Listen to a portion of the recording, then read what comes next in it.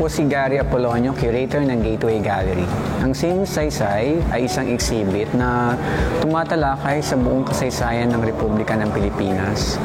Ang buong pangalan ng exhibit ay Sining Saysay, Philippine History in Art. Dito sa exhibit nito, makikita natin ang 30 malalaking mga piyesa na gawa ng ibang-ibang mga alagad ng sining na galing sa UP College of Fine Arts.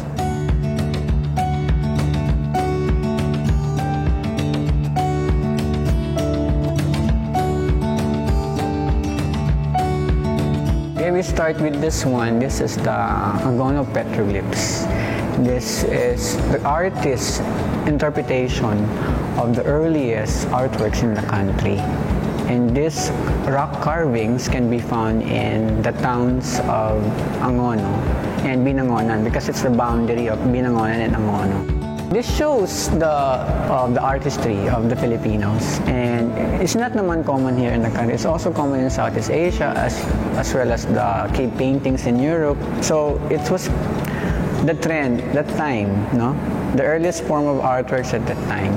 This one talks about the New Stone Age, the material culture of the Filipinos, no? So we have here the national icons of the Philippines when it comes to material wealth. We have the Manunggul jar, only one is existing. It's found in Palawan. The Maitum jars, those anthropomorphic jars. The Lingling o jewelry pieces. This is a very common motif in Southeast Asia at that time, and this is a symbol of fertility in ASEAN cultures at that time. This one is very important. This is the first painting that has AR, or augmented reality, and this depicts the migration of the ancestors of the Filipinos, the Austronesians. They came from southern China and Formosa, and they are the ones who would inhabit the rest of Southeast Asia. They went as far as the Pacific Islands, as far as Vanuatu, and as far as Madagascar near Africa. And they're very good at sea navigation. And once they arrive here, they disperse throughout the islands, to the mountains, coastal areas, and that would result into the different indigenous peoples of the country. This painting is divided into people of Luzon, Visayas, and Mindanao. And the artist made photomontage, meaning he copied existing photographs, existing drawings, and merged them into one beautiful composition. The arrival of the Chinese, so you could see that the style of the artist is different. You have, for the first time, a monochromatic blue-gray color. And this artist is very good at three-dimensional modeling. And you can see the space is really deep, and the figures are very naturalistic. And then we have a very iconic painting. This is by national artist Abdul Mari Asia Imam, and this talks about the arrival of the Muslims in the south in 1380. This is a beautiful piece of work that has 3 panels. No? This is a triptych, the arrival of the Muslims, the Muslim struggle during the Spanish occupation, and the Muslim struggle during the American occupation. Now, of course, this talks about the battle between Lapu-Lapu and Magellan. And we all know that Magellan was already worn out from the long travel from Spain. And he already lost one big ship when he arrived in the Philippines. And they were actually looking for food when they arrived here because they already ran out of supplies, no? And then when he went to Cebu, he was able to befriend Humabon, Ra Humabon, whom he Christianized. But then Humabon at the time was enemy to Lapu-Lapu. And as a sign of his loyalty to their friendship, he promised to do a battle with Lapu-Lapu on his behalf. But he overestimated their capacity. Okay, and the second reason why they lost is because of the fact that they do not know the terrain of the province. So they were anchored from afar because the coastline is very shallow. So they were anchored from afar, and they had to travel. They had to walk but far distance just to get to the shore, where the fighters of Lapu-Lapu were waiting for them. American period entitled Tutelage Under the Americans, at makita nyo dito yung mga contribution ng mga Amerikano sa Pilipinas. During that time, nagkaroon tayo ng women's suffrage. Nagkaroon tayo ng partisipasyon sa 3 branches ng pamahalaan. Nagkaroon tayo ng sinasabing urban planning na dati hindi naman nagkaroon noong panahon ng Kastila. World War II, Japanese occupation of the Philippines. Ang gumawa nito ay isang batang artist, si Julius Samson. Kinukwento nga niya, kailangan niya pang bumili ng mga toys na tora-tora para maging makatotohanan ng kanyang mga eroplano na mga Japanese warplanes. No?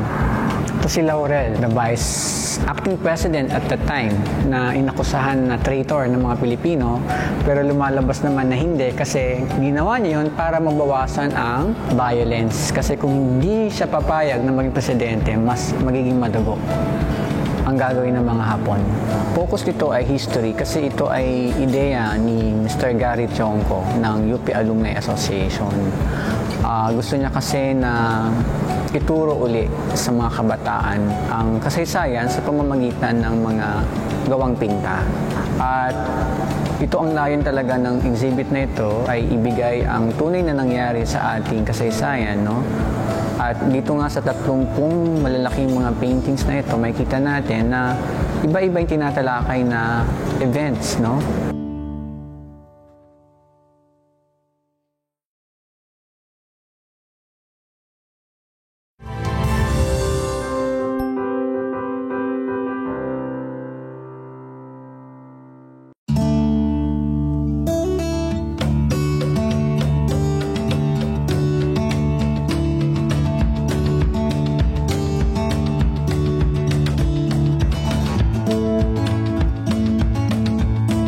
Okay, in the exhibit, we have 5 thematic paintings. What are thematic paintings? These are paintings that focuses on a particular subject matter, not really related to events, no?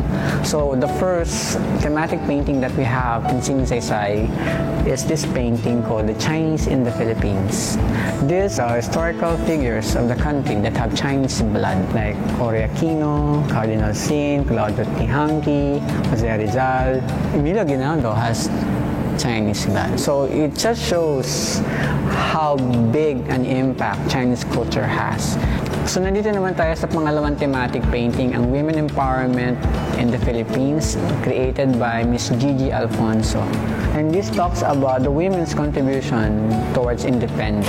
The main figures here are Gabriela Silang and Melchora Aquino. Here we have the women of Malolos. These are the women of Bulacan who requested that they be taught Spanish. And these women are, during martial law period, these are the women who fought alongside men towards the restoration of democracy. Ito naman, pangatlong thematic painting natin, the history of labor in the country. So, tumatalakay ito sa progress ng working conditions sa mga Pilipino. Ito yung mga labor leaders, no? And then these are the workers groups that advance the causes of the workers. And this one talks about the blue-collar workers and the white-collar workers. We have the last 2 thematic paintings. This is about the national icons or symbols of the country.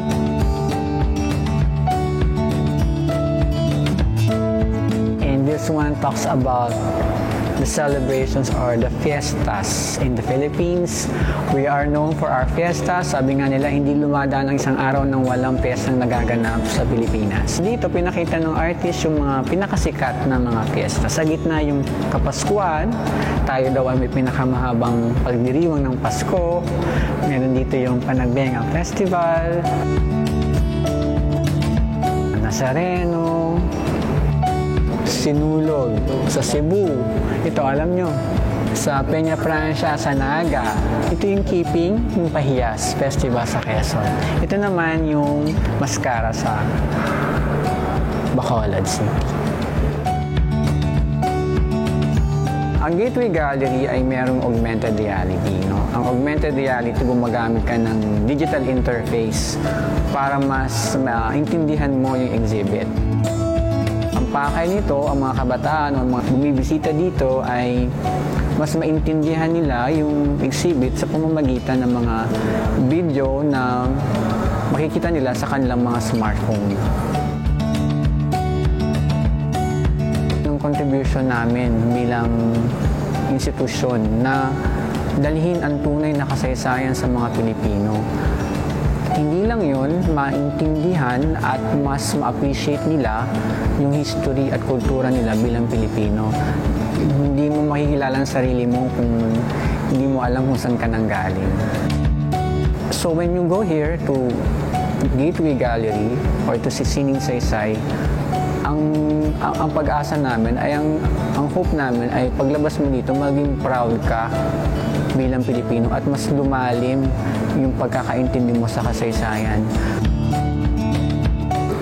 Inaanyayahan po namin kayo na pumunta sa Gateway Gallery. Nandito kami sa 5th floor ng Gateway Tower Araneta Center. Sigurado ako na matutuwa kayo dito kasi dito nyo makikita uli yung kaluluwa ninyo bilang Pilipino at mas maintindihan ninyo ang ating pagkatao bilang mga Pilipino. Isa pa dyan, libre po kami, libre po yung Wi-Fi, wala po kami entrance fee.